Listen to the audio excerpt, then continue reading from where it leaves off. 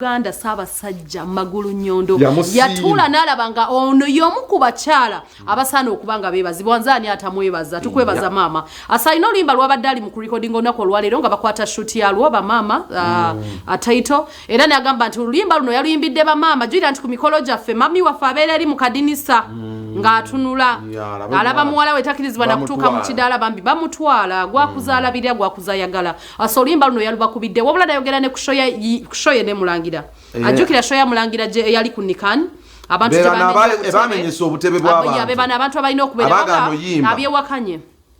She says she came on time. Wabulanga akubira Mulangira ya muisenge essimu tagikwata. Ngolo butebe bali bumenya. Nga bali mu Mulangira ali mu butebe bamenya. Bambi. Yali wanga tebana bumenya. So tutegera ne tumubuuza wasasulwa essente era tugamba bansasulako which is good. Ensubira munange ebintu ebimu bino ebintu ebimu tubikolera ku mabanja lwansonga mba ntaddemu nnyo nsubira onayimba nja kusasula nkumaleyo so bwe kityo we kyatambula yali musasuleko ekitundu akatuulire ku mboozi ya Stabu Wanatoro n'ensonga ze lwaki sheno obutebe bwamenyebwa. Okuyimba bali tafumbiddwa teyefumbiza lwakufumbirwa abaana n'abazadde kusingira ddala bamaama tubadde tetulina luyimba lwaffe fega tubeera eri mu nju mu madinisa so kati akakayimba kabamaama ffe banazaala b'ennaku zino n'abaana baffe nsaba mukagale nsaba mukanyumirwe ffe tuyimbira abantu enze ebikwata ku nze era n'omuntu omulala obikola ki so ebintu bye tuyimba kyekikwata ku buli omu nange binkwata by the way true story so kyemmanyi buli muntu agenda kubeera ng'akola ki ng'akyagala kuba obulamu bwe tuyitamu ffenna bukola ki bufaanagana buli omu mu ngeri olw'ekivulu kye mwadde mulina okuyimba mu ku Nican ne mutayimba tutangazeemu ku kintu ekyo nze bampise ne baŋŋamba jangu oyimbe nensimbula mmotoka yange nentuuka ku kifo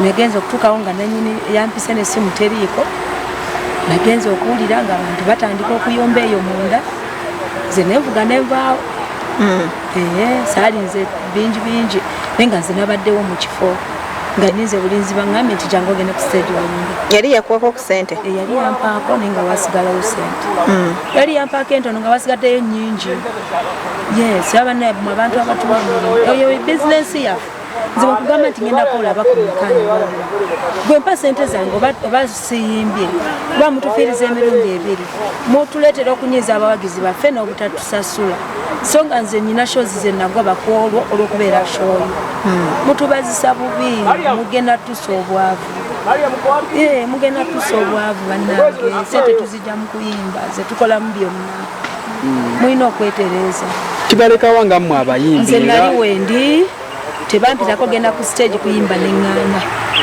nali nninze budde bwange bampite ŋŋende nnyimbe naye nga n'essimu ya Semakookiro teriiko eyali ampisa ogenda okuyimba okitegeera tebampitako genda kuyimba neŋŋaana nali ku kifo okitegeera simanyi nsonga zaavaako eyo kubanga nze nali mu mmotoka ino kuli abantu batabuse nga tulina ovuga tukole ki tuveewo bali bakutimbyeko ku show yonna nga tomanyi nnyo mirundi mingi oli naddira ekifaananyi kye nakutimba nga togenda kubeerayo naye ng'akimanyi atayogedde naawe omulala akutimba nga takugambye nakubira nga yakutimba dda nga nekola olunaku lwakutimbye togenda kolaki tolinaawo obudde olowooza ekyo tekitattaana linnya lyo nali nkikozeeko nze navuga mayiro nga 5 Kaseese waliwo mayiro mmeka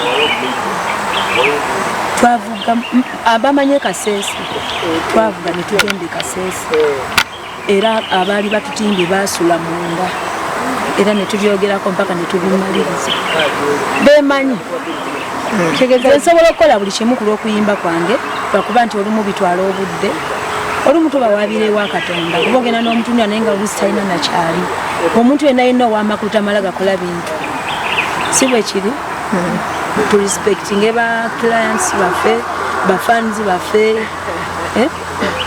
n'okumutwagaliza mutwagalize mmwe bapromota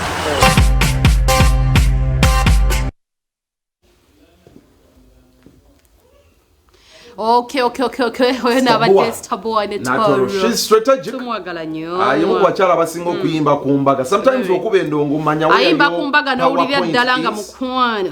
So he has done another song olw'embago olwo which I'm believing it's going to be another anthem. Super hit. Yeah. Sometimes music be strategic. Don't sing for fun. Don't sing for pakala kube bidomola tambula tugende. Kale away from